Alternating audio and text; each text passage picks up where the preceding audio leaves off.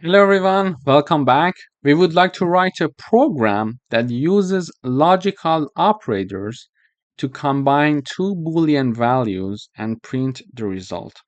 To do that, I'm declaring and initializing two variables. The first one is weekend, and true is assigned to is weekend, so it means that it is during the weekend. And I'm having the has homework to be false. So, for example, one student is in the weekend because it's true and has no homework to do. Okay.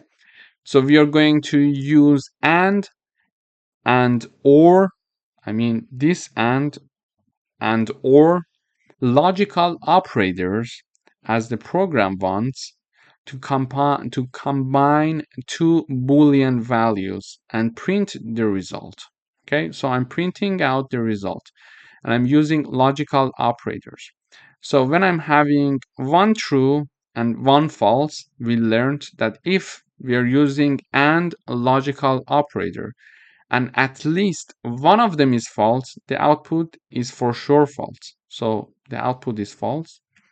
And when I'm comparing a true and a false using or logical operator, if at least one true is there, the output is true. Okay.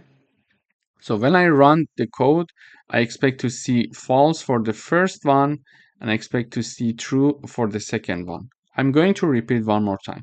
So if we are using and logical operator and comparing one true and false, if at least one of them is false, the output is false. And when comparing and using or logical operator, if at least one of them is true, the output is true. If it is still abstract, the context for you, don't worry. It is normal. We are going to see practical examples of this to be more clear for you in sections that we are going to talk about if conditions. Please wait until then. This is just an introduction for you to know what logical operators are in general.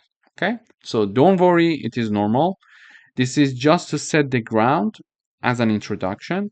Then when I'm talking about if conditions, I'm not only I'm going to review these concepts, but also I'm going to provide you with practical examples so you see how how they work and what is the logic behind them. Thank you for watching.